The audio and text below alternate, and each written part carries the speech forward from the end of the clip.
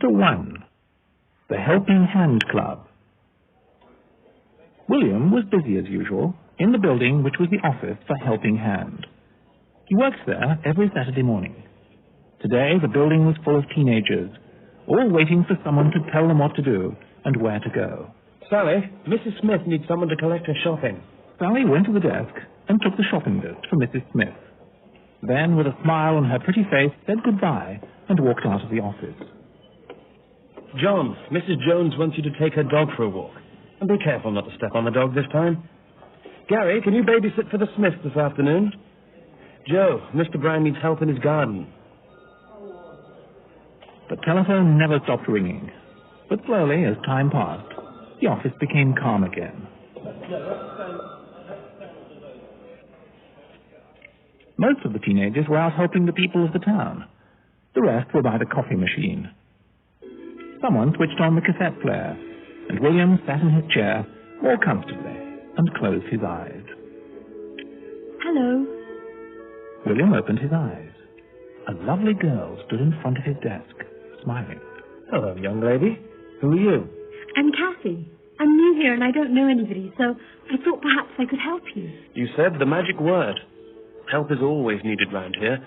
In fact, as soon as Joan gets back, I'm taking the library van to the old people's home, and I need someone to help with the small trolley. Why don't you get some coffee and meet the rest of the group?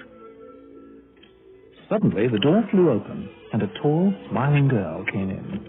Sorry I'm late. Mr. Tagg took a very long time to finish at the foot clinic. He's back home now, so here I am. Any problems, William? Nothing serious, but we do have a new helper. Kathy, come and meet Joan. She's the manager here. William's taking me to the old people's home to give out the library book, if that's all right. Lovely. But watch out. William is a terrible driver, so fasten your seatbelt. Don't believe a word she says. Bye-bye, everybody. See you later. All right, but not too much later. We have a lot of things to do, you know. Everyone laughed. There was really not so much to do that day. William and Kathy walked out of the office and got into the van. Don't worry, Kathy. I'm a safe driver, and it won't take us very long to do this job. Kathy smiled at William and looked at the busy street outside. I'm not worried about your driving, but it will take us a long time as there's a lot of traffic in the streets today. All right, then. Let's hit the road.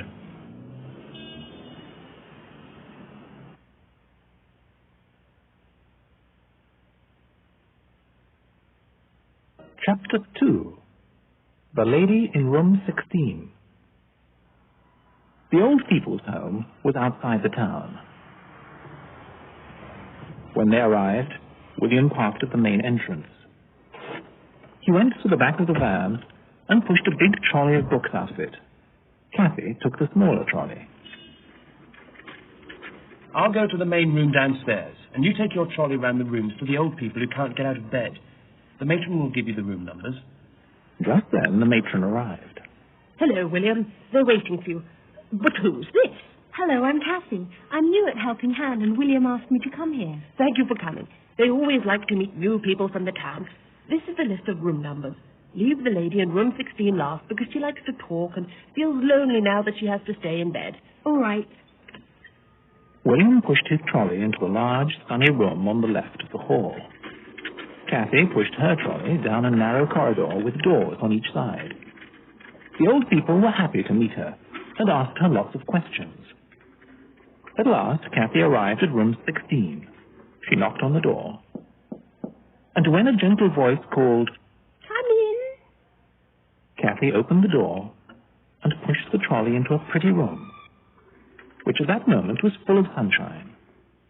An old lady with bright blue eyes behind round metal-framed glasses was lying in bed. Her hair was soft and white, shining in the sunlight. She smiled at Kathy. Kathy smiled back at her. Good afternoon. My name's Kathy Watson, and I'm working at Helping Hand. I brought you some books. Do you want one? I am Miss Emily. Nice to meet you. May I ask how old you are, Kathy? I'm 19. Now, come here and let me look at you. Yes, you do remind me of a girl I knew long ago. She was very pretty, too. But enough of that.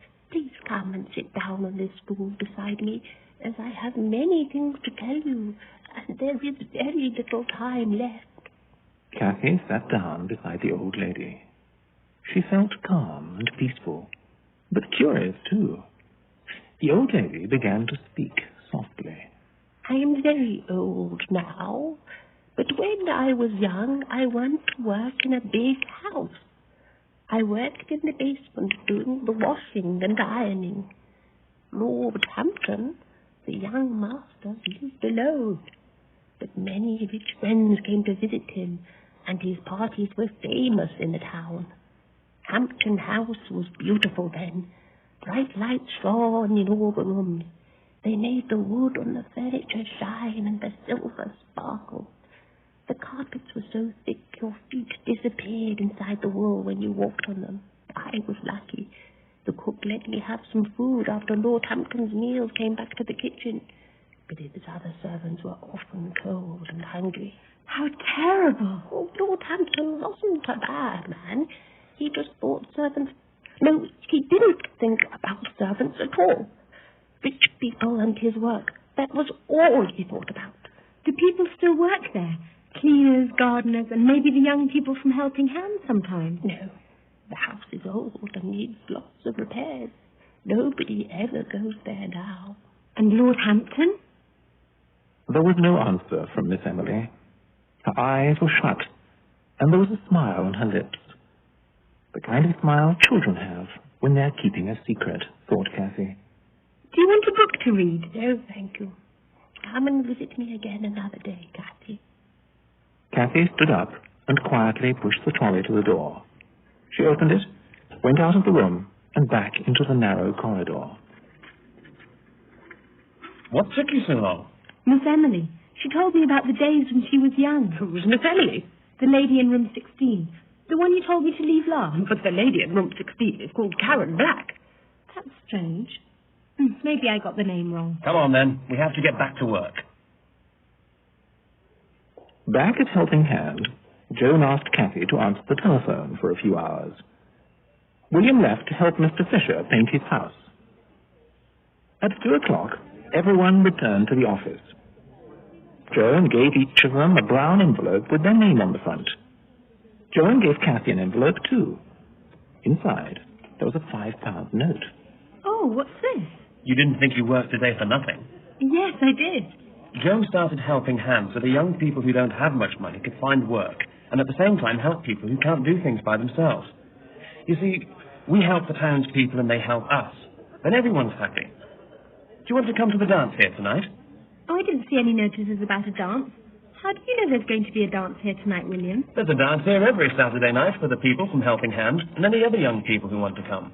It's fun, and you'll meet new people. So will you come to the dance? Okay, then. I'll come. Thank you for asking me, William. See you at 8 o'clock outside the office then.